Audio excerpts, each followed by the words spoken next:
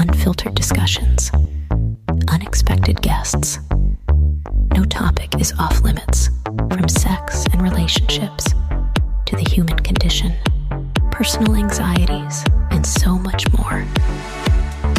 The only talk show of its kind in the world. This is The Last Show with David Cooper. Hello and welcome to the show. An update from my cat Tomato. He was very crabby today. He's just in one of those moods. Tonight's show will cover some of the top stories from the tech industry, including the late Pope Francis's warning on the use of modern technology. What can we learn from an older figure from an extremely old institution? Well, good lessons. What are they? We'll find those out soon. And what you can expect from rental car agencies at airports using AI that will make that experience even worse. We'll find out along with other stories from the infotech industry in about 10 minutes' time. Then, if you're a highly anxious individual, well, like me, it would seem that you are, and I am, bad at listening to our bodies. That is, if you think your heart's beating too fast, you'll have a bad gauge as to whether you're just nervous or you're about to have a heart attack. The science behind why, later in the show. Tonight, as ever, is action-packed, so let's jump into it quickly. Quickly starting now. Want to be part of The Last Show with David Cooper? Call us and join the conversation. 1-888-505-6644. Nobody likes their romantic partner to be a negative Nancy, but new research shows that expressing your sadness, your worries, or maybe even a little drama can actually improve the support you get in your relationship. We are joined by Kirby Sigler, a close relationships researcher at the University of Pittsburgh. She's one of the authors of a study that finds that being emotionally raw, even about little stuff, might make your partner more caring, not less. Kirby, thank you for joining me. Thank you for having me. I'm excited to be here. Strategic sulking.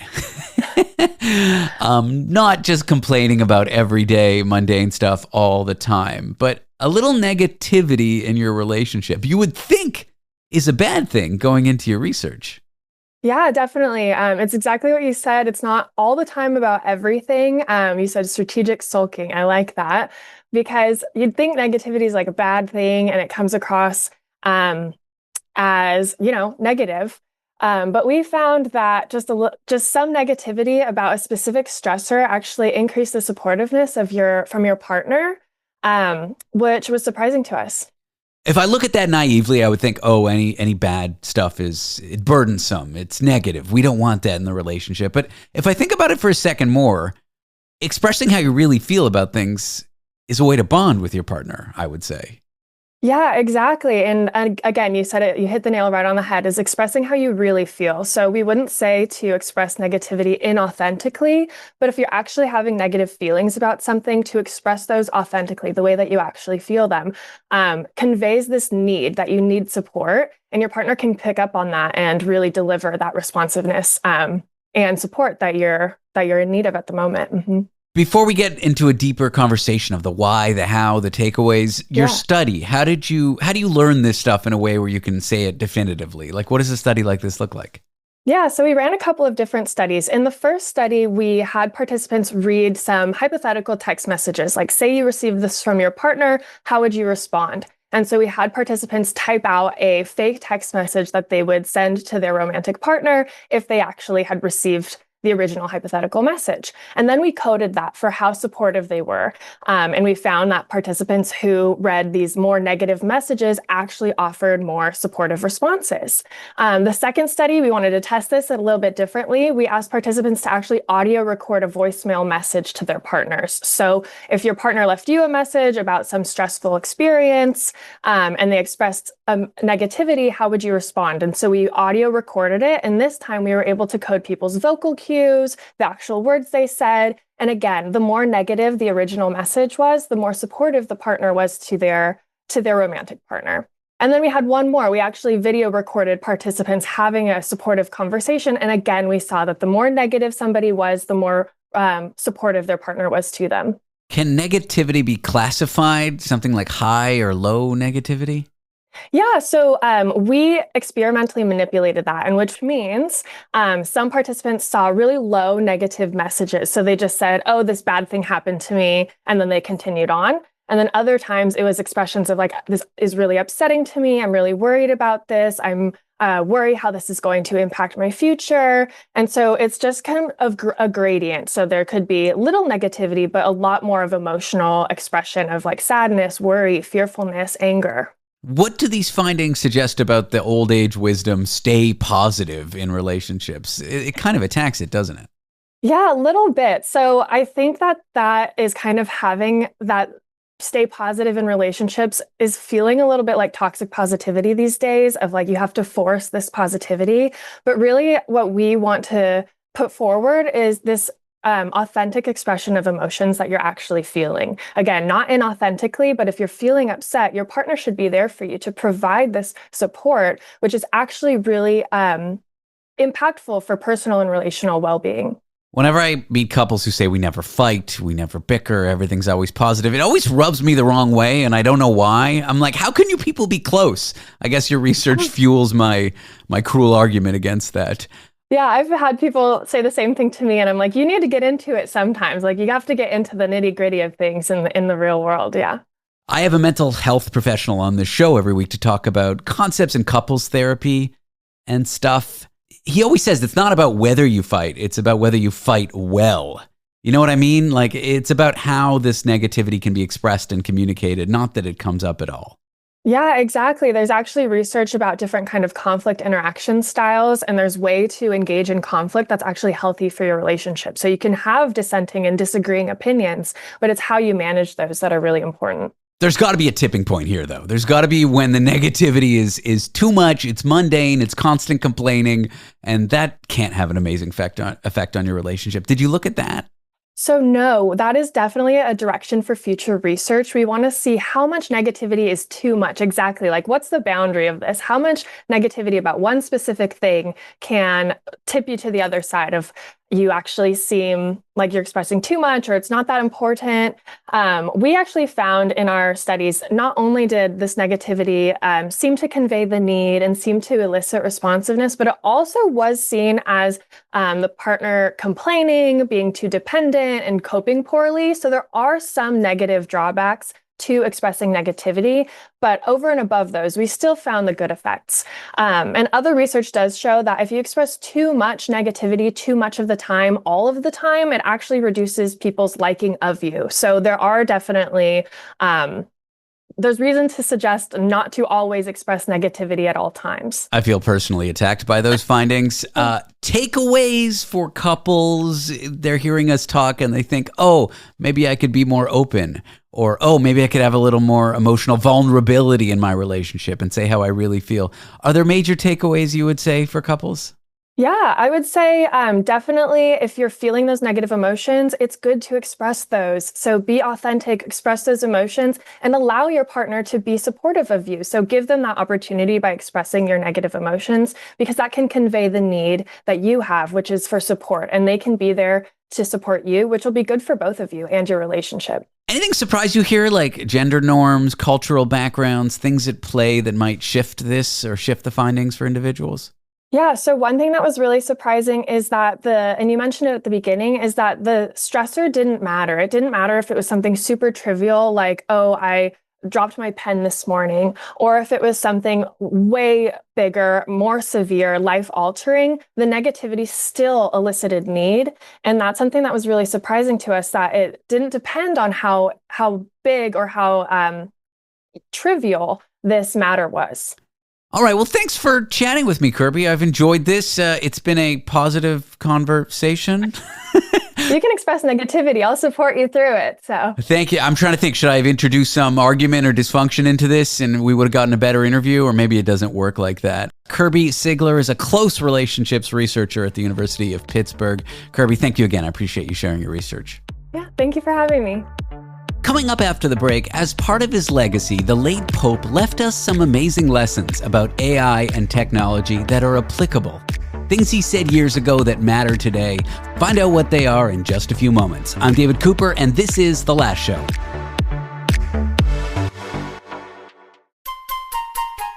taste the forbidden fruit of knowledge. The Last Show with David Cooper. This week, Pope Francis passed. But he had some stern warnings about how we should use technology. I'm here to discuss those and more on It's Time for Technology Time with Carmi Levy. Carmi, what a pleasure it is to have you here. Oh, so good to be back with you, David. Thanks for having me. Oh, you look so nice today. Did you shave? Did you get a haircut? What's going on? Well, the weather is lovely. It's, 20, it's going to be 25, 26 degrees or something outside, sunny. So I wore my golf top and my shorts and I got sandals. I won't show you my feet. Woo, ladies. Yeah, he's roaming around to lock up your husbands, lock up your wives. Carmi's coming to town. Okay, Pope Francis. It's a solemn thing for Catholics. I think it's always sad when a world leader dies, no matter any controversies surrounding them or their church. But Francis had some...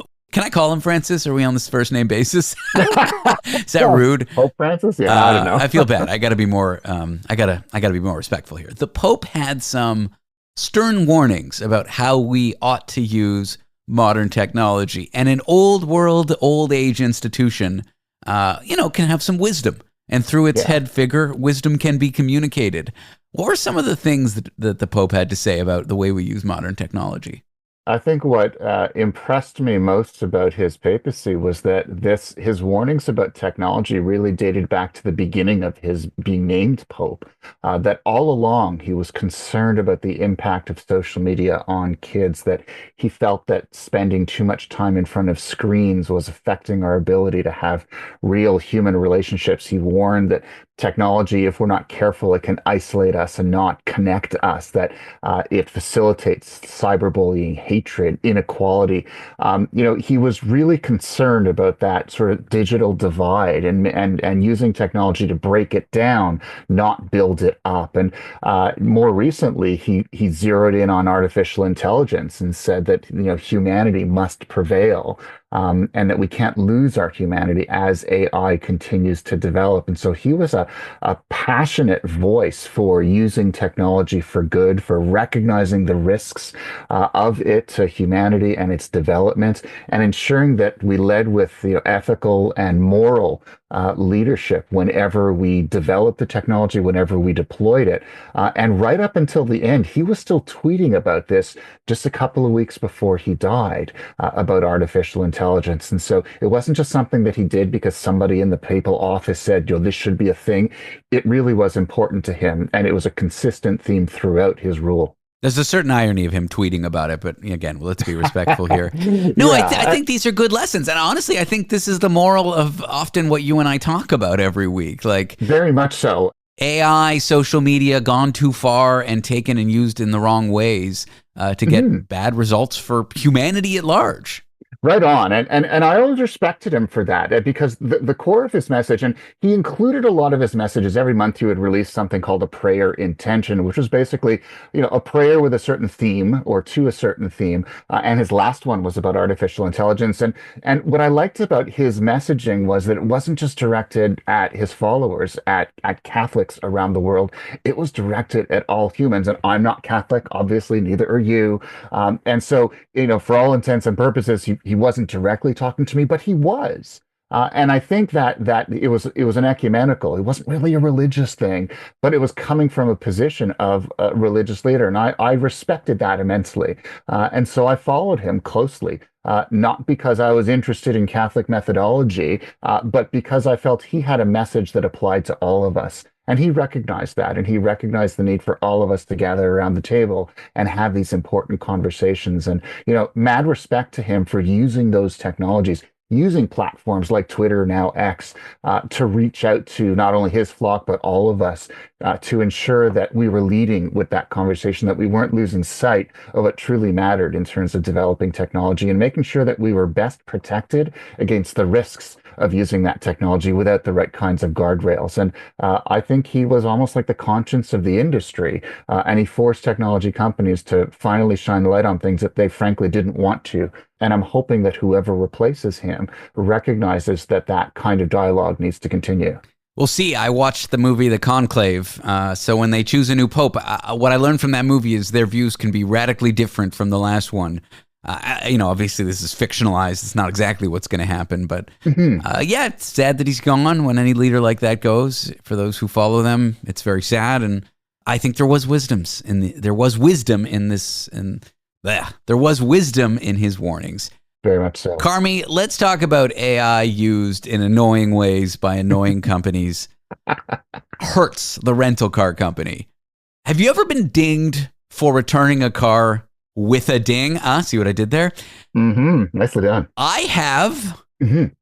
and I didn't do it, but I've also returned a car having dinged it a bit, and then I didn't get fined. So it all evened out.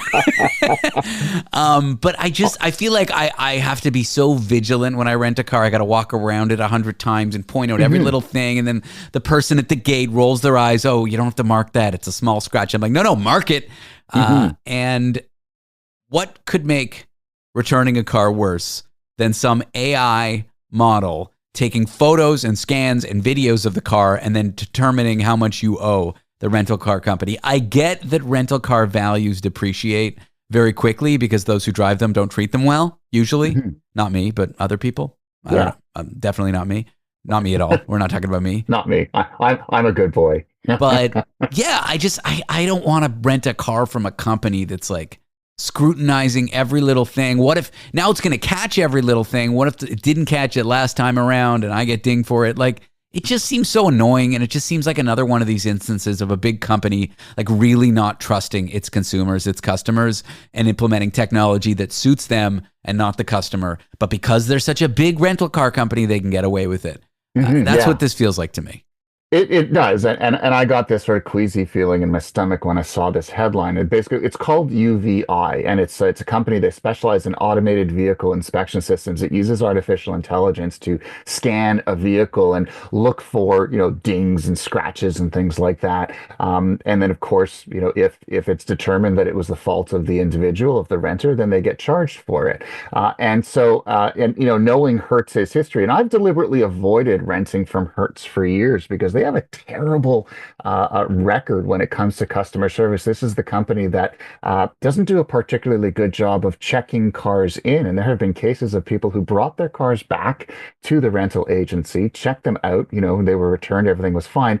And then Hertz reported the car is stolen, and these individuals were arrested afterward. And so Hertz has never really done right by renters. And so adding AI into the equation just strikes me as really odd. I've also always had a very cynical view of this entire process. So even when they say, as you're doing the walk around with a staff member, don't worry about that. It's not big enough. We're not going to do that. I'm like, I don't trust it. I'm going to be taking my own photos, my own video. I do my own walk around. I make sure that I have digital evidence so that in case they do try, and I've had this where they tried to ding me for a rock chip in the windshield, and it that they said it's not a problem. Well, when it showed up on my bill, it was a problem, and I had the photo to prove that it was there when I got the car in the first place, and they removed the charge. So the fact that they're adding AI into this process means that they're automating it. They can scan more. It means that you'll be getting more notifications afterward saying you damaged the vehicle, and the onus is going to be on you as the customer to prove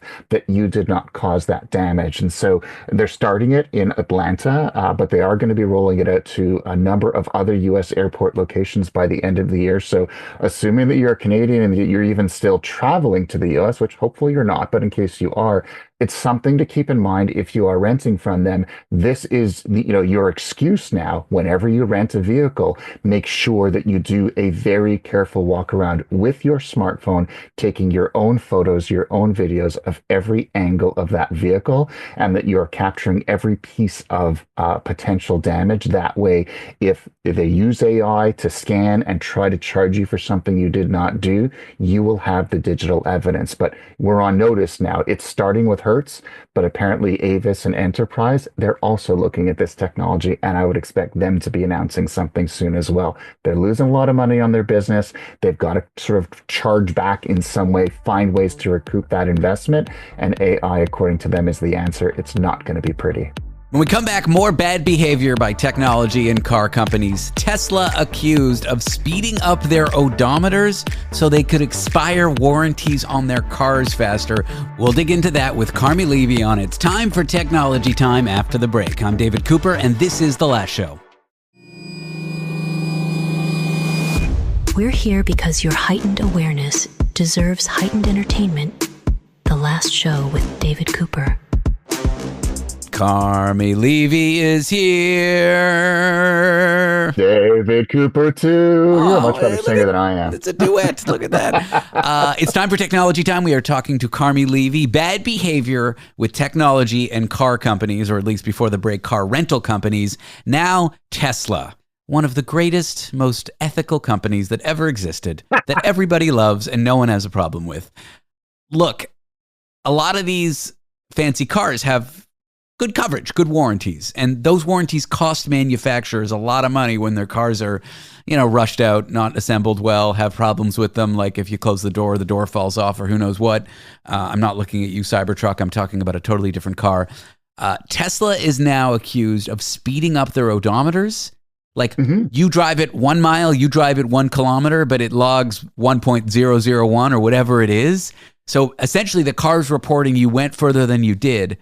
And the accusations are such that the warranties would expire faster. Also, your car's value would subtly depreciate more than you would want it to, right? When you sell a car, how many miles on it, how many kilometers on it is a big part of the price tag. Big time. So this is not good behavior if it's true, if the allegations are true. Yeah, and it's important to note that these accusations have not been tested in court. It is now a class action lawsuit. A Tesla owner in California noticed he had bought a used Tesla, a Model Y, a few years back, and it had just about 36,000 miles on it. It needed some warranty work, and so he was back and forth to his Tesla dealership, and he noticed that every time he went there, they would mark the mileage down, and they were overestimating their mileage by as little as 15%, sometimes as much over 100%. And so he noticed that he was only driving about 20 miles a day, but they were logging it as he was driving like 72 miles a day. And so, of course, he hit 50,000 miles, which is the limit of his warranty, sooner than he otherwise would have. And then suddenly he had to pay for all of those repairs. And so he did the math, and he is accusing Tesla of not using traditional measuring methods. In other words, there isn't a sensor on the wheel that measures how far the car goes. They're using algorithms.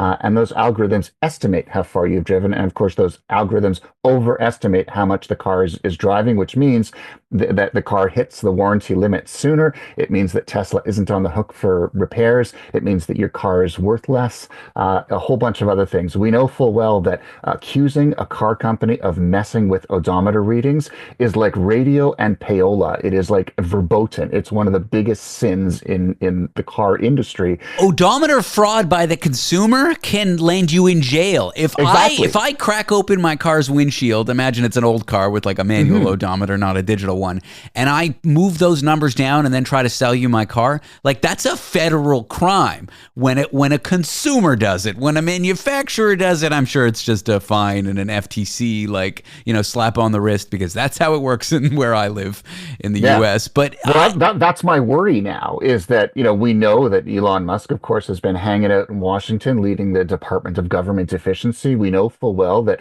the U.S. government has been backing away from regulating the car industry, the technology industry, all other industries pretty much, basically letting them do as they wish, because this is what billionaire oligarchs want, and this is what Elon Musk wants. And so this lawsuit, of course, will go ahead in California, but the question is will Washington take notice?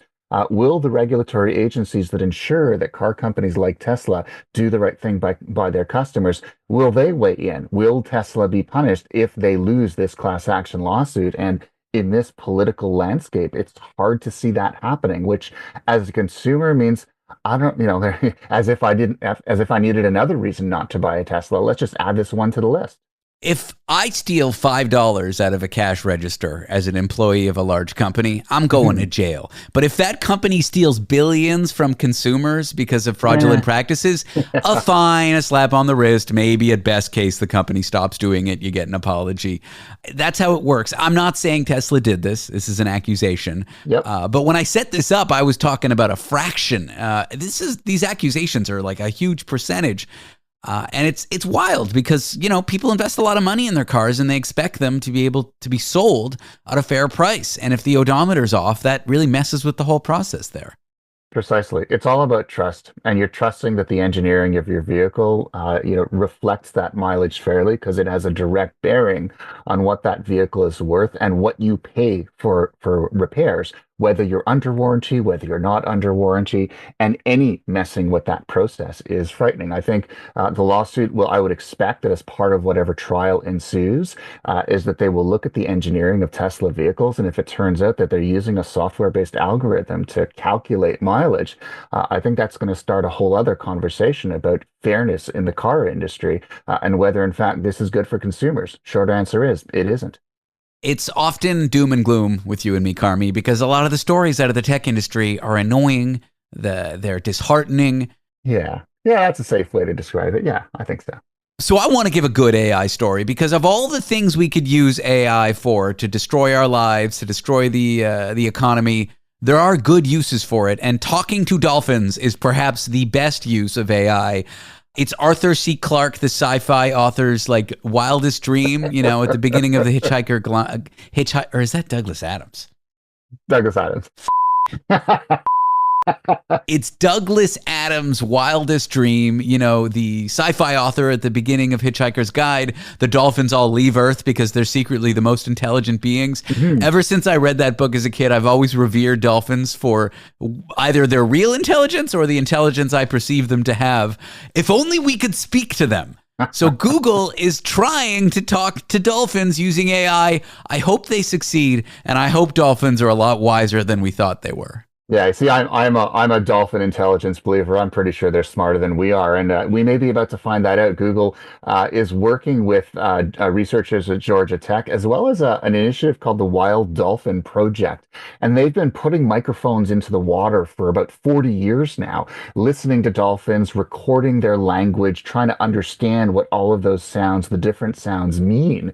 And they built just this massive library of sounds, and so what Google did with those researchers at Georgia Tech was they loaded it into a customized large language model that they call Dolphin Gemma. So it recognizes, it predicts, and the goal is to eventually generate dolphin vocalization. So understand how they communicate with each other and then give us the basis for being able to communicate right back to them. It's almost like the modern equivalent of the Tower of Babel, where it's this universal translator read out of Star Trek, and it lets us talk to dolphins. I think this is easily the wildest AI research I've read about and researched in a while, and it holds great promise not only for dolphins, but the technology can also be applied to other animals like whales. We know that they are also speaking intelligently with each other, or any other animal, any other member of the animal kingdom that uses vocalizations to communicate. It's not beyond the realm of possibility to think we can create specialized large language models for each one of these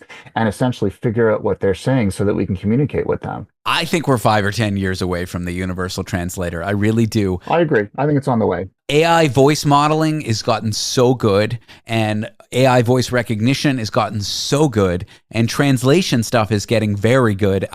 There's no reason why these three technologies won't converge in the next few years. This is my hope, but it all starts with dolphins. Once we can talk to the dolphins, then you can talk to somebody in Mongolia who doesn't speak a lick of English, and they can talk back to you with just a simple earpiece. First the dolphins, then the world.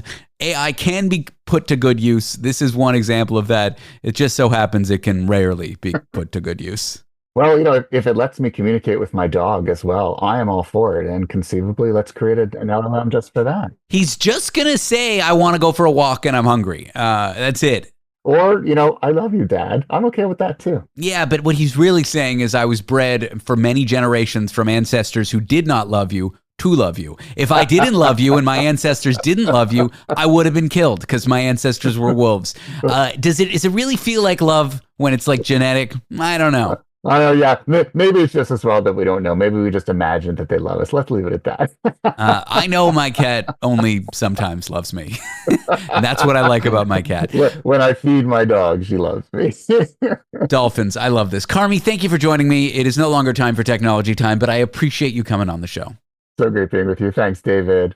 Ever got just the slightest chest pain and then thought you needed to go to the hospital? Well, it turns out anxious people, myself included, are bad at listening to their bodies. Find out more about this with me after the break. Want to be part of the last show with David Cooper? Call us and join the conversation. 1-888-505-6644. When your therapist won't take your calls anymore, there's always the last show with David Cooper. How well do you know your own body? Not in the I go to the gym twice a week kind of way, but in the can I actually trust what my lungs are telling me right now kind of way. Well, new research says anxiety might mess with your internal awareness of your own body. And strangely enough, it seems to mess with that differently in women than in men. I'm here with one of the people who studied this topic. Her name is Dr. Olivia Harrison. She's a senior psychology lecturer at the University of Otago in New Zealand. Olivia, thanks for joining me. No problem. Thanks for having me. I want to open with this. What is introception and why should we care about it? And what does it mean for our ability to feel stuff like our own breathing and heartbeat? Why should it matter that I'm listening to my heartbeat? So interoception is, your ability to listen and judge what's going on in your body. And I think it's something that's so inherent to all of us that often we don't even think about it. It's part of being you. If you don't know what's happening in your body, then how can you judge what's happening in the world around you? So it's like our anchor. And we can do that, and we can look at different types of interoception. So we can look at how you can listen to your heart or your lungs or your stomach. So these are all different types of interoception, and they're important not only for our health and well-being, but for things like our emotions. And also, we're really more recently discovering their importance in different psychiatric conditions, in particular things like anxiety. I have generalized anxiety disorder. I've learned to kind of not trust me listening to my own body because every time I go to perform, I feel like I want to die. I start sweating. I just try not to pay attention to it. The more I pay attention to it, the more nervous I am. That's why I was struck by your study. Because I'm kind of bad at listening to my own body. Is that what you sought to, the question you sought to answer is, do folks with anxiety, are they bad at this? Yes, actually, that's nail on the head. That's what we were looking for. And that's what's really important about it, because if you don't trust what's going on, or if you're constantly surprised by stuff that happens in your body, that can make you feel even more anxious, just like you're describing. And so it can sort of cycle this worsening symptom. So it's really important we know what's going on, and then we know how to target and treat it. So you have some people who are really hypervigilant, so they are very have a lot of attention directed towards those symptoms in their body. But what we're finding is that that doesn't necessarily translate to being like hyper good at it. You know, you might be very vigilant but not so good. And really what we were interested in is it that you just can't perceive the signals very well, or is it what you do with that information that's starting to get mucked up with anxiety? And it looks like it's really what you do with that information. It's not that you're bad at it. It's just that maybe you're interpreting it differently when you're more anxious. It's like every little negative signal my body gives me, it's like a doomsday situation. How do you go about researching this? I know we can talk about it generally, but how do you prove something like this, or say with a great deal of confidence things like this are true? Yeah, that's actually really hard. And I think that's probably why the theory has leapt ahead of the findings quite significantly for psychiatry. Because if we want to change something that's happening in your body in a lab environment really safely and in a way that we can measure it, it's quite hard to do that. So we use breathing because it's one way that we can do that. So we can give little resistances to breathing, and that's something we can apply from the outside. But the sensation and perception you'll have is something that happens on the inside. So it's something we can take on and off, and we can measure your response to, and then we can measure other things like how confident you are in those decisions as well. So that's how we measure in the lab for breathing. One curious thing that I read was you found different results in men and women. Can you speak to that and maybe speculate as to why? Yeah, I think that was really interesting. And this has puzzled me for quite a long time because we've been looking at this in different cohorts. I've done it in England and in Switzerland and now doing it in New Zealand. And sometimes we found these differences with anxiety and sometimes we didn't. And when I took a look back at some of those populations, the ones where we did find the differences with anxiety, they tended to be more women in those cohorts. And then the ones we didn't, they tended to be more equal between men and women. So I was like, maybe there's something going on here. So we pulled everything together so we could look at it across all these studies. And sure enough, that's what we found, is that some of those dimensions, those higher dimensions, what you do with that information, that really looks like anxiety is disrupting it quite differently in men and women. But specifically for anxiety, how you feel in the moment, not your general level of anxiety and not your general level of depression, just how anxious you feel in that moment. It's affecting women more than men. Any speculation as to why? I know these things are hard to nail down, but if you had to give it a guess, like not a scientific result. So there was one finding that we saw in some results we'd previously done in Switzerland, where this we call it sort of interoceptive awareness, or your ability to sort of assign confidence. If you've got high confidence when you're right and low confidence when you're wrong, that's where we really saw that gender difference. And what we saw in the Swiss study was that that's really related to how much you catastrophize about something. So it's quite a specific property of anxiety. It's like, this is going to happen, then this is going to happen, then this is going to happen, and then I'm going to die, and then my body will be eaten by dogs. Like that sort of, That's what I assume will happen if I ask someone I'm interviewing a bad question. Yeah, totally. So everyone does that to different extents, and it looks like that might be quite tightly related to how insightful you can stay about what's happening in your body when you're anxious. Your study focused on breathing. Do you think if you ran that same study on awareness of your own heartbeat or your own hunger or other signals your body was giving you, do you think you'd see the same pattern, get the same results? I actually don't think so. I think they're really different. We've seen that in a few studies that have looked across the different dimensions.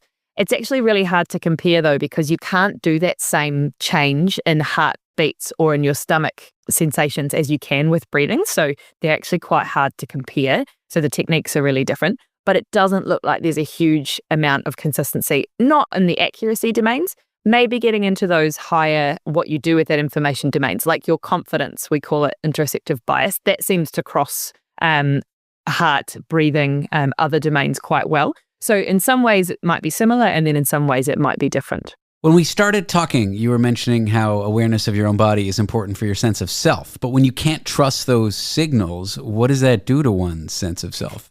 It makes you really unsure of yourself and of the world around you. So disruptions in interoception are not just with anxiety. We actually see it with lots of other conditions as well. And one that's really prevalent are things like autism. And that can be a real disruption with how you're able to interact with the world if you can't judge what's happening on the inside. So it really does affect how you go about your day, how you behave in your environment. It can be really, really far-reaching. Do some treatments for anxiety work better than others? And could this have an explanation to that? Yeah, they do. We're looking at that now, actually, looking at different techniques. So sometimes medication can be really helpful. We know that exercise is really helpful as well, and different types of exercise can be helpful. Some exercise that really makes you sweat and gives you all those symptoms, but without the worry. But then there's also other types of exercise that's really calming, like yoga or stretching, and that can also really help. So we're looking at what each of those different things do and who they work for, because maybe one person with their symptoms, one treatment will work really well, and someone else, it might be something completely different. Finally, if someone at home or in the car who now feels anxious about being anxious and overanalyzing, say, their own breathing, is that normal? If any little thing that they think of that's slightly bad, they then spiral, is that normal? Is this a common human thing? I'm asking for a friend, not for the listener. Totally. It's really, really common. Not just if you have clinically significant levels of anxiety, that's really common. And anxiety is really important. It keeps us safe. So we don't want to get rid of all of it. That would be really, really bad. Then we'd probably all make stupid decisions and take big risks. So, anxiety is really important. And if we hyper-focus on those, that can also wind us up. So I think my biggest piece of advice is, and I got this from Tanya Clifton-Smith, who's a physiotherapist in New Zealand, if in doubt, breathe out. So when you feel really tense and you start to hyper-focus and you maybe get into that spiral, a long, slow breath out can be really, really powerful. And I think if a grizzly bear is chasing you, a little anxiety to give you that adrenaline to run is a good thing. Yeah, run fast. Dr. Olivia Harrison works as a senior psychology lecturer at the University of Otago in New Zealand. Olivia, thank you for joining me. No worries. Thanks for having me. After the break, the Pepperoni Price Index. That's right. How likely you are to buy a frozen pizza is directly correlated to how rough economic times are. Why? Find out more after the break. I'm David Cooper. This is The Last Show. Your above-average intelligence brought you here. It deserves above-average absurdity. This is The Last Show with David Cooper. If you want to know how bad things really are for consumers out there, how bad the economy is really going to get, all you need to do is look at pepperonis. That's right, there are subtle things at play that signal larger economic shifts, and one of them, frozen pizza, specifically the premium kind. It's a tell of whether the economy is going into the, well, you know. Forget Wall Street, it's DiGiorno or Delissio. If it's flying off the shelves, it might be time to brace yourself. I'm here to discuss this with Phil Lempert from the Lempert Report and supermarketguru.com. Phil, welcome in. I'm so excited to chat pepperoni pizzas with you. Well, David, thank you for joining me. And I have to tell you, growing up in New Jersey, my favorite food in the world is pizza. I don't care whether it's frozen. I don't care whether it's fresh, but it has to be thin crust. You know, that thick pizza just doesn't work for me. As a Canadian who now lives in New York, I'm on your side. Even though I've only lived here 4 or 5 years, in my mind, New York pizza, New York style pizza is the gold standard. And I imagine it's pretty much the same in New Jersey. Absolutely. You know, pizza has got to fold. First of all, the crust has got to be soft, not hard like it's on a cracker. And you've got to have a little of that olive oil that drips down, hopefully not on your shirt while you're eating it. It's not just olive oil. It's the fat that the pepperoni's released as oil as well. And the cheese. And the cheese. I could debate the merits of different kinds of pizza. All I want to say is Chicago deep dish is an abomination. Not pizza, it's cake. It's savory cake. Savory cake. The Pepperoni Price Index. What a curious thing to relate the sign of how the economy is doing to whether frozen pizzas are flying off the shelves. How do you even go about making a connection like that? Well, it's really simple. If you take a look over the past decades, whenever there's stress, whenever there's economic downturn, what we've seen is frozen pizza sales increase. And there's a lot of reasons for that. Number one, pizza, not only for you and I, but for a lot of Americans, a lot of Canadians, is a great comfort food.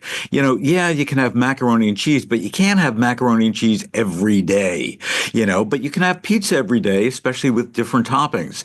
So you take a look at those sales and how it spikes. Certainly during COVID-19 pandemic, you know, frozen pizza sales went through the roof. Now, part of it's comfort food, part of it is convenience. Just always having it in your freezer is a good thing. And also price. You know, you order pizza, I don't care who it's from these days, and it's going to cost you between the tip, between the delivery charge, between the pizza itself, about $20. You can get a great pizza, a gourmet pizza in the frozen food case for anywhere between $5 and $7. Why premium frozen pepperoni pizzas? Why not the cheap kind? Well, because the cheap kind doesn't really satisfy. It doesn't really taste that good because they're using, you know, a blend. They're not using, you know, whole milk mozzarella. They're not using the best Italian, you know, sauce on it. They're not using the best crust. So let's not forget, we still have to eat it. You know, it's not just about price. It's got to be satisfying. It's got to be tasty. So, you know, the cheapest ones, doesn't work that well. But I will tell you, with the proliferation of all the brands of frozen pizza that are on the market in the supermarket today, we've got at least one pizza on sale each and every week. So all you've got to do is look at the circulars, whether it's online or those paper circulars, if you still get them, and you can always find one on sale.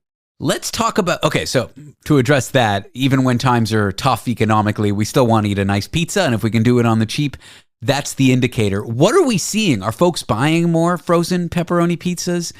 Is this a sign of dark times to come? Side note, we're already kind of in not great times economically. Yes, we're seeing the pizza sales increase. There's no question about that. We're also seeing more retailers promoting it. Whether or not it's a sign of worse things to come, hopefully not.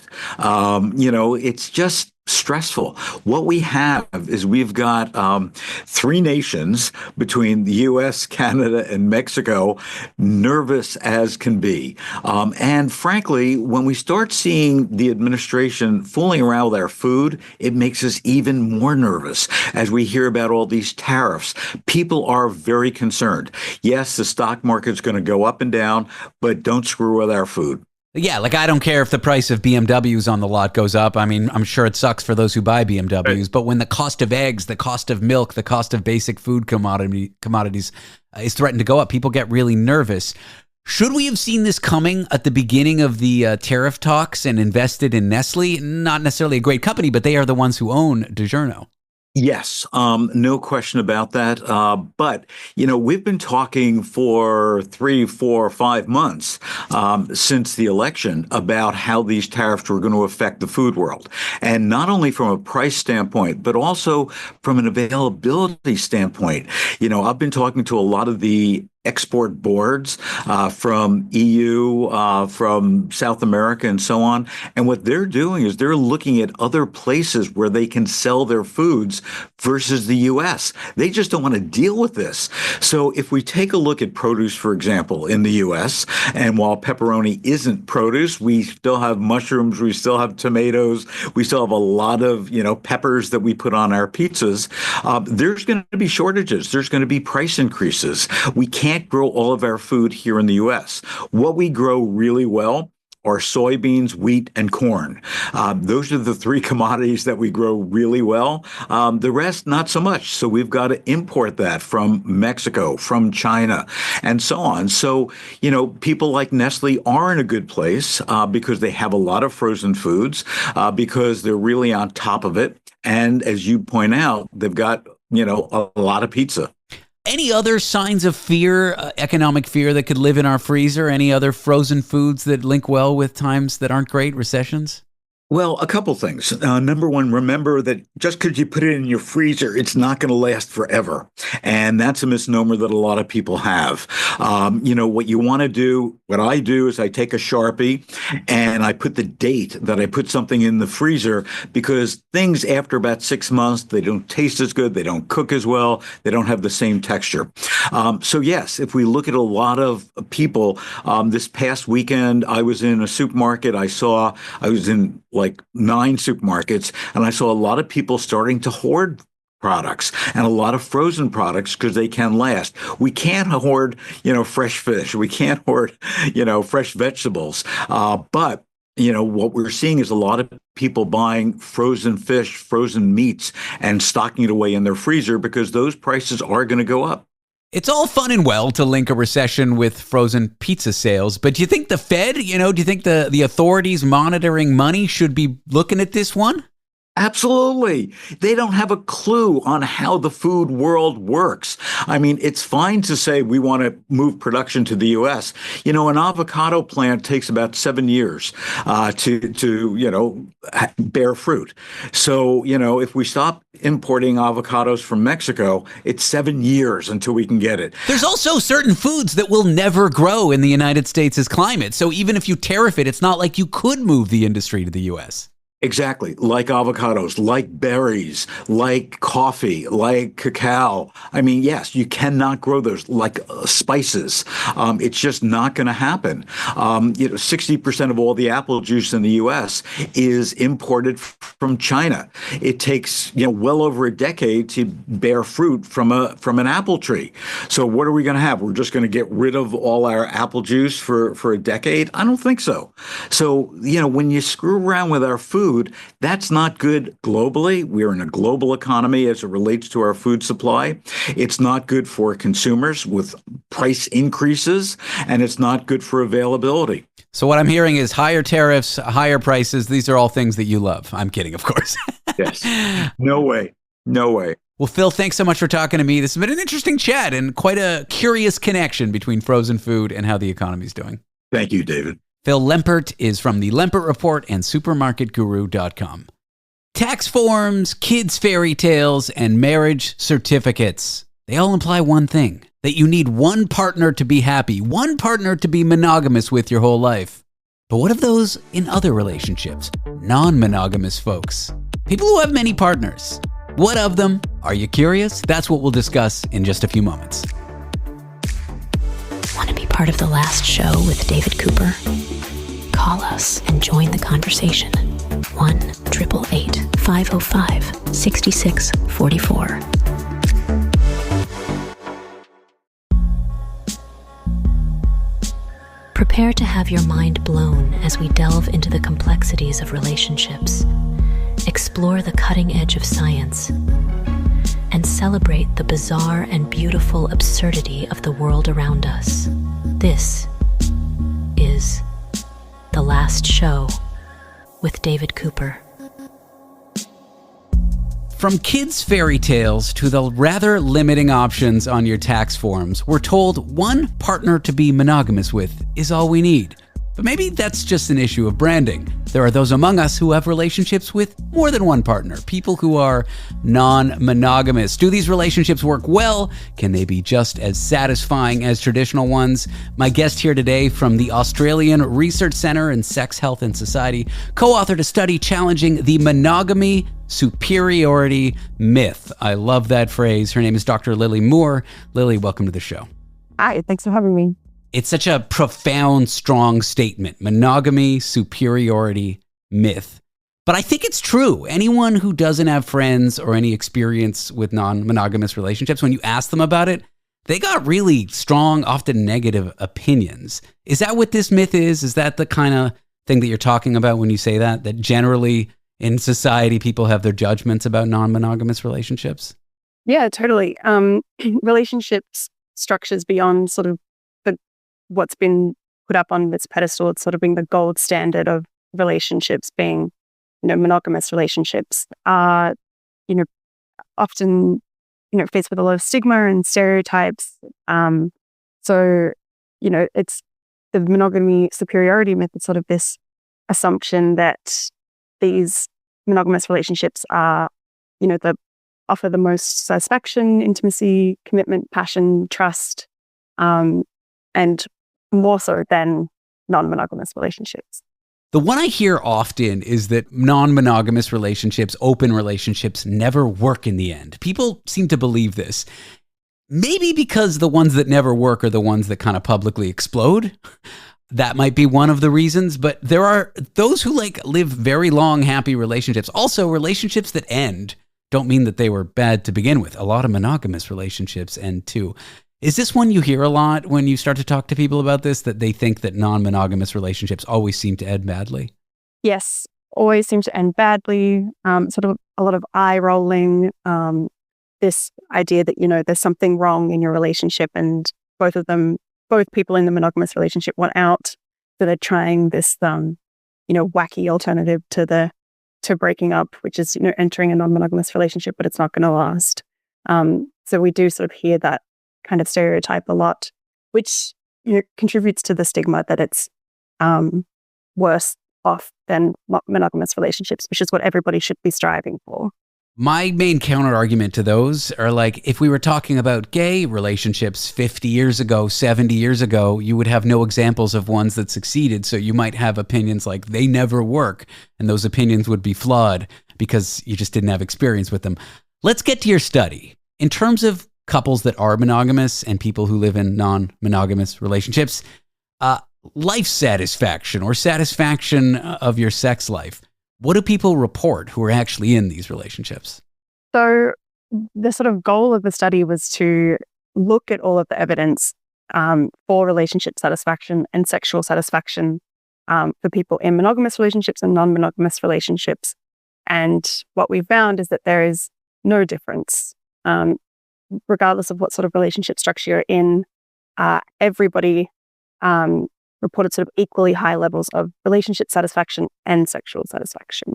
Well, let's talk about what those different structures can be. We got polyamory. We got people who identify with the open relationship label, monogamish. I think for older folks, swinging was something that was popular in the 70s.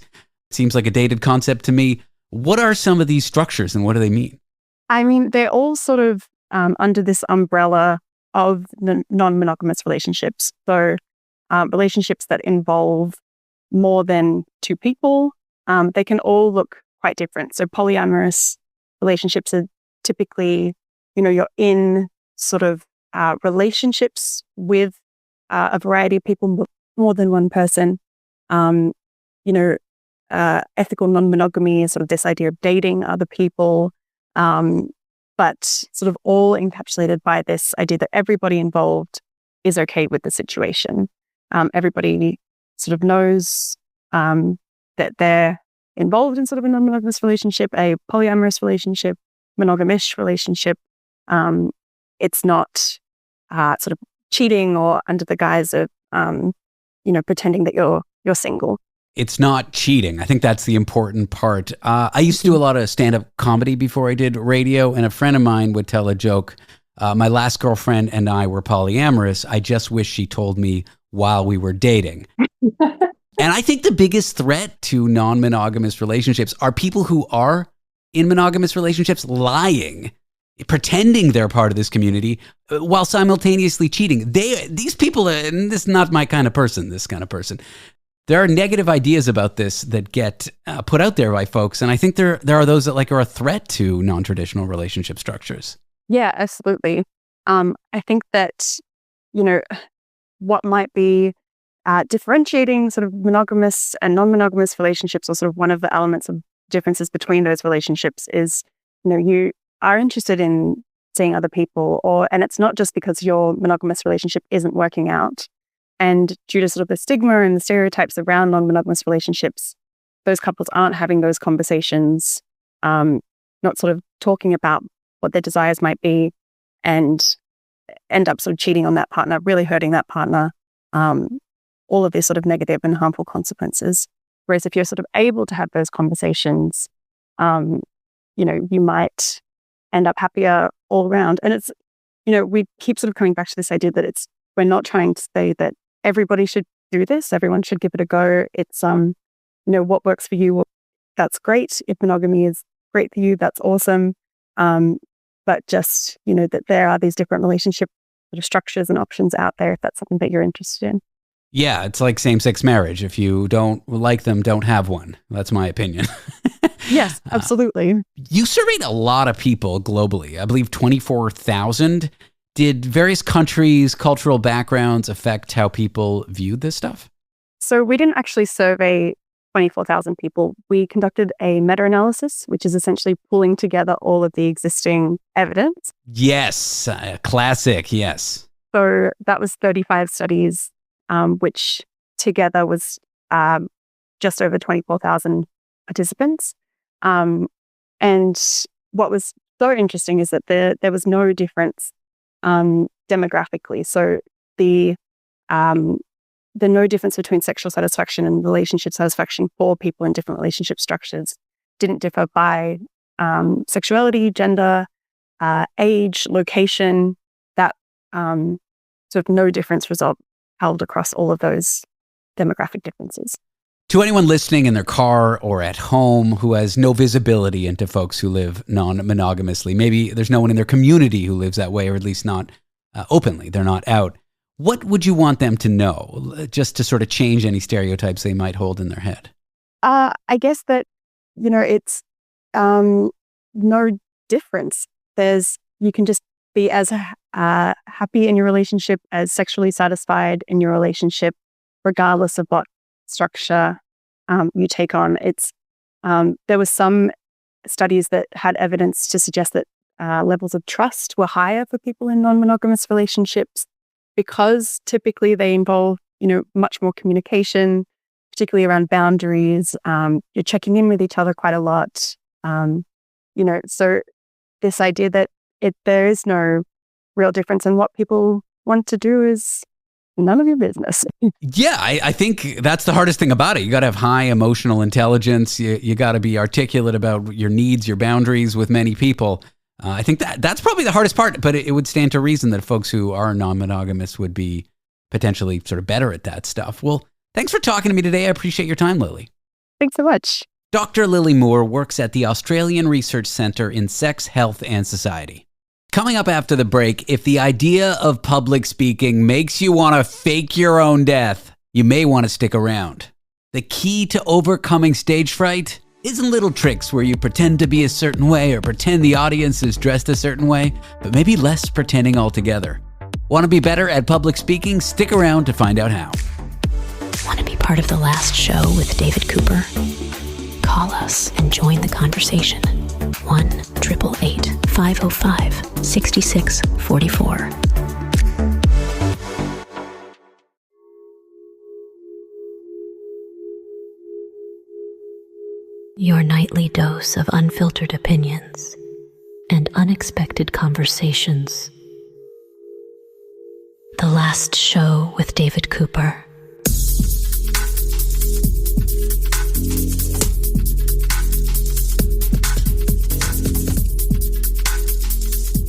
If the idea of public speaking makes you want to fake your own death, you are not alone. But what if the key to overcoming stage fright isn't more performance, tricks, but less pretending altogether? Joining me is Lee Glickstein, author of Be Seen Now, Inspiring Insights into Being a Fearless Speaker. That's available wherever books are sold, who believes the path to fearless speaking starts with presence, not perfection. Lee, welcome to the show. Thank you, David. Happy to be here. Tell me about public speaking. Are you someone that found public speaking before you started trying to get better at it very nerve-wracking like most people? I couldn't do it. It was scary to me. It turns out there is no such thing as public speaking. It's private speaking to one person at a time. Once I figured that out, I was able to teach it and to create classes where people can practice being with one person at a time.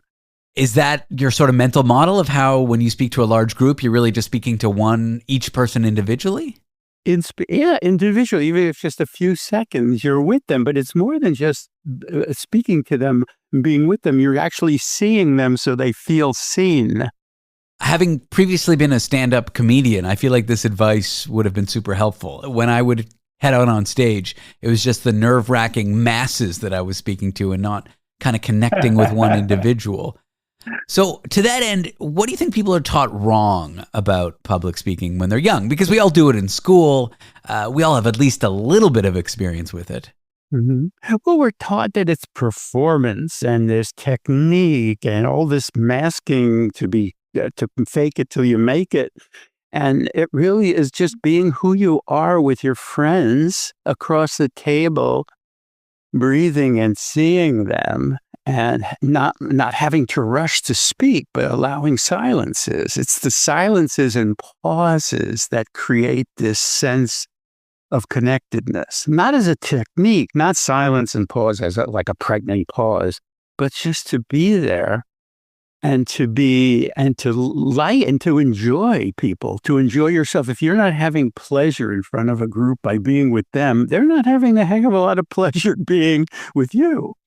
I like that frame, but silences and pauses in radio are scary. Like if I don't say anything for 15 seconds, an alarm goes off. You know, my boss gets rung, every station goes haywire. Walk me through what relational presence looks like in a room full of strangers. Like how do I connect? How do I treat a stranger in an audience as if it were my friend I would be connecting with one-on-one? Yeah. Well, first of all, we're not trying to connect. If you're trying to connect, you're coming from a sense of separation.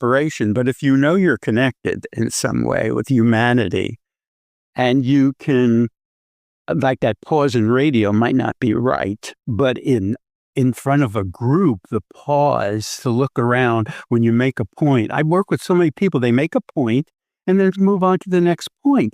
But the audience is not following. The audience wants you to stop and let them catch up and be real with them like you would, again, across a table like a friend. So you look around and you start to see people, and the people who are really looking at you, you look at them, and you be with the people who are with you. If you look at somebody and they're not with you, you respectfully, without judgment, because you don't know what's going on for them, you move on to somebody else. And what happens is people notice that you're safe to be with, and they start you start to be magnetic. This is about being magnetic. not so much charismatic, but to draw people in by being real and take easy, even a pause of 3 seconds works. As a broadcaster, your pause was free. I had a panic there.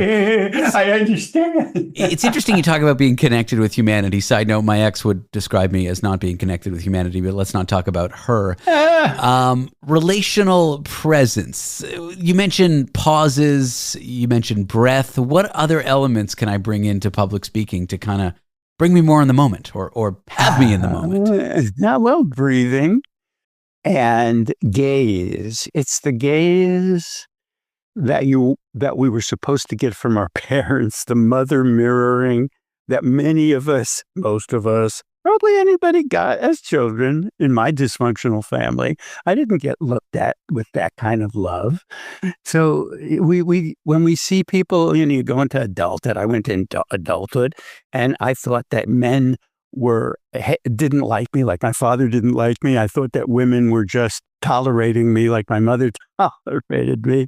So what happens is in order to switch from that feeling with, because then you go into adulthood and that's how you see people looking at you, that you have to create a garden, a greenhouse, a safe place to practice, not even having to speak in front of a group.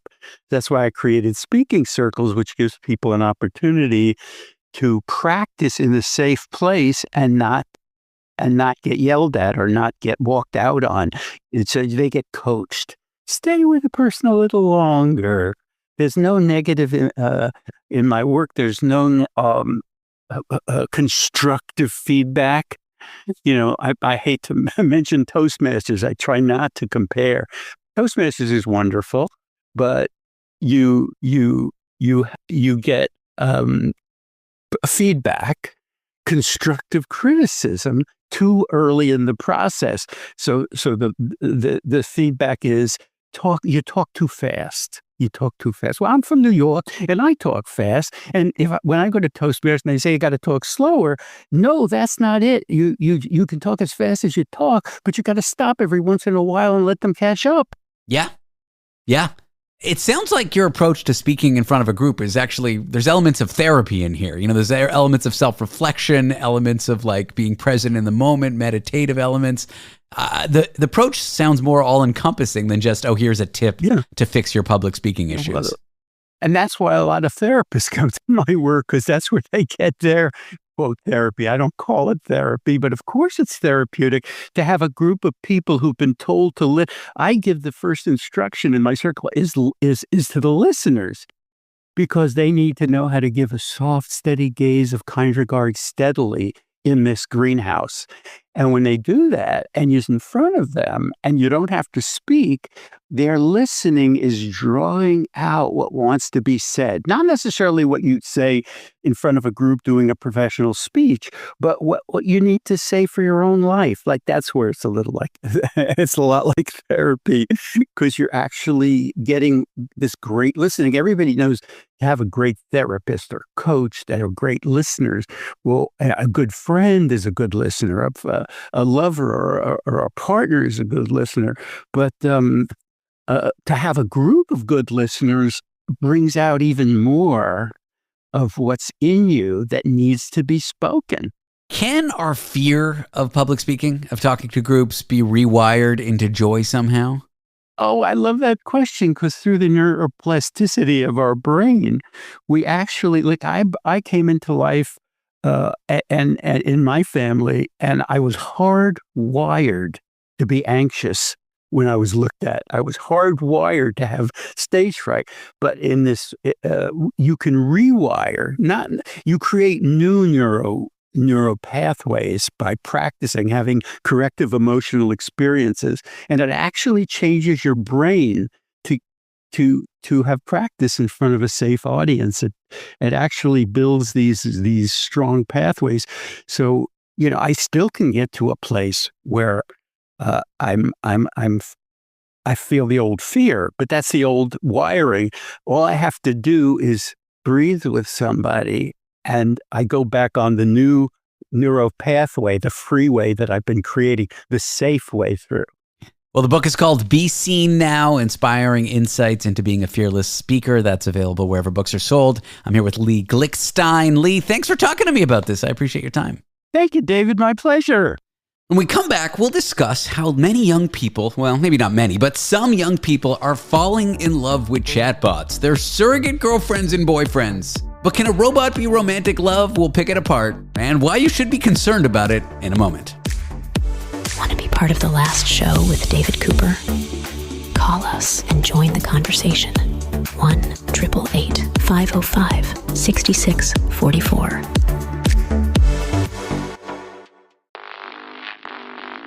Turning headline news into punchline gold. 5 nights a week. The last show with David Cooper. Love used to mean candlelit dinners, awkward first dates, and maybe a little heartbreak. But now, some teenagers are skipping all that hassle and falling head over heel for chatbots, for robots, because who needs rejection when you have a romance that never disagrees with you? I'm here to discuss this with Shelly Palmer, a professor of advanced media at the Newhouse School of Public Communications. Shelly, welcome to the show. Great to be here. Thanks for having me. So I was reading all about teenagers falling in love with AI. Is this a new romance narrative that we're seeing with kids, or is this just a headline and something we don't need to be worried about? There's a pretty good argument for a phenomenon that is relatively emergent called the loneliness epidemic. And it's focused on young men, Sure, from teenagers through actually young adulthood. We see people getting married much later. We see all men basically more reclusive and less likely to be dating now. And no one's quite sure why this is. There are lots of theories. What we do know is that along with this loneliness epidemic, we've seen another sort of interesting trend emerge, and this is this concept of synthetic companionship. It's not just dating, it's across the board. So you look at an app like Character AI, which is an AI chat client that allows you to chat with fake Elon Musk, fake Paris Hilton, fake Tony Stark. Well, I guess Tony Stark's already fake. You can talk to dead physicists. I want to have a chat room filled with Isaac Newton and Albert Einstein and Marie Curie, and I'm going to talk quantum physics with whoever. These are very interesting apps. What we found is the 13 to 32-year-olds would almost rather talk to a synthetic than talk to a human. And look, this is either an interesting trend or highly disturbing. It depends how you look at it. You know, this is the first conversation that I've had about this topic where it's kind of taken seriously. A few weeks ago, I talked about a New York Times profile of a woman who had a quote-unquote affair with ChatGPT. But the angle on that and the way most people were talking about that particular story was kind of comedy. What I'm hearing is this is something more and more that kids are doing and that it's serious. It's a viable alternative to companionship. So it is serious, Look, you can do it in an unserious way. It's highly gamified. You can definitely go have a relationship with Buzz Lightyear if you want to. I mean, you're not limited. You can go to any AI app, ChatGPT, Grok, Mistral, anything from Anthropic, Claude. You can go to any of them and say you're acting as, and it'll do anything for. I mean, now look, some of them are a little squeamish. Like you could say you're acting as Obi-Wan Kenobi. It'll say that's a copyrighted character of Lucasfilm, and I can't do it. Such a silly response. But it is. But it will. Some of them will do that. But like Meta.ai, which is Llama's the Meta model Llama, the free version of it, it's a little more promiscuous in like what it'll do. So if you say you're acting as Obi-Wan Kenobi, it's gonna start talking to you. If you're saying you're acting as Shrek, you want to go have like a hardcore conversation with Shrek about, what's Donkey doing tonight for dinner, you're going to get a realistic response. The more you put into that prompt, the more you're going to get out of it. It's kind of what Character AI does, gives you some dials to dial up or dial down certain characteristics. You can create a synthetic girlfriend, a synthetic boyfriend, a synthetic significant other of any flavor. And while some people think this is a joke, there are other people who don't, and they don't in the extreme. So we shouldn't make light of it, because what it points to is a very different sociology than we have seen in the past. There's a thing called the Turing test, which was actually articulated in a white paper years ago by Alan Turing, who's probably considered by most the father of modern computer science. And it was called the Imitation Game. They named the movie after this particular thought experiment. The idea was, when could a human being and a computer not be able to be told from one another? In other words, you have an interlocutor who's asking questions, and there's a person with a computer behind a curtain. And the goal of the interlocutor is to figure out which one is a human and which one is the computer. And if the computer could, convince them that it's a person, then they've, quote, passed the Turing test. It's a very misunderstood test. This is not a test for technology to pass. It's a test for humans to fail. It's the interlocutor who fails to know that they're talking to a computer. Well, all modern chat clients, whether it's ChatGPT or Llama or Claude or Mistral, it doesn't matter which one you're talking to, or Grok, they are programmed to make you fail the Turing test.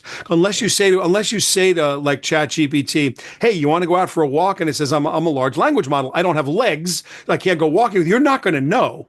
Let's talk about the psychological risks here. The downside of watching my teenager, I don't have a teenager, but if I did, young people having sycophantic love, if you will, falling in love with these bots, having romances with chatbots where the bots are just completely validating anything they say. You can do no wrong. You're always great. I'm always there for you. I'm infinitely available. I'm infinitely going to validate you. Is there something that's going to go on with the psychology of people that are becoming attached to bots like that?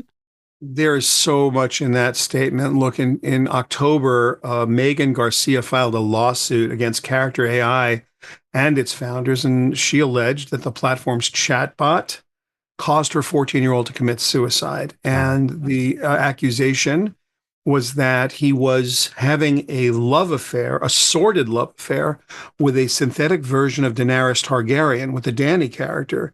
And it was a hypersexualized relationship.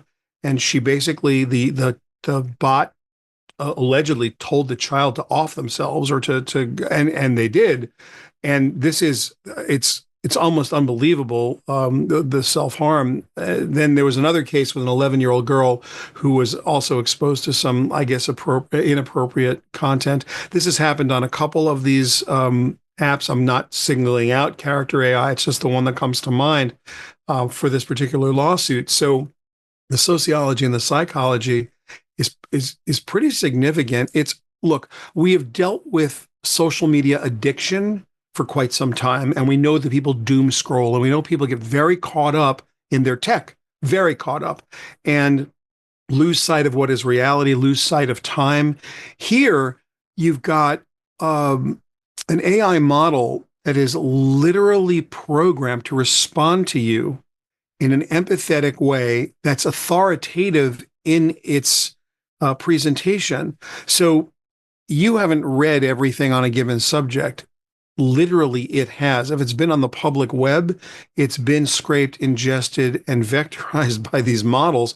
So the model has access to an awful lot of information. You have access to only what you know about it. So when you start asking it deep questions about, well, should I leave my girlfriend or leave my boyfriend? Do you think that, if we broke up, this would happen or that would happen? It's read every romance novel ever written, literally. Yeah. It's going to have an opinion, and it's going to be an opinion that feels authoritative. So if you empower it with a character, or even if you don't, it's still going to have biases and a personality. And is the sum of all ingested literature, all ingested romance novels, is that good advice? Maybe not. Very often it can't be, just by definition. It can't know you. There's no nuance. And understand that these models don't know anything and have no context whatsoever. They're calculating the next best token in the response. Mm-hmm. A token is a small chunk of language, 1 to like 7 characters, a small chunk of audio, not a sample, that's too small, but like a small chunk of audio. With images and video, it's not a pixel, that's too small, it's a small chunk. And the diffusion models are able to create these very interesting replicas of the world around us, both in sight, sound, and motion, or all in sight, sound, and motion. They're getting better every day. And there's a real danger. If you take this too far, you're going to be on the wrong side of it. Shelly, thank you for the conversation. Alrighty. Shelly Palmer is a professor of advanced media at the Newhouse School of Public Communications. That is our show. Thank you for tuning in. If you liked any parts of tonight a little too much, you can always listen to them again as a podcast. Just head to www.lastshow.pizza. That's lastshow.pizza, not .com. And there you can find details about how to subscribe to our podcast and find us on social media. Before I go, I will impart upon you some wisdom I learned from my cat, Tomato. That was Tomato. I'm David Cooper, and this was The Last Show.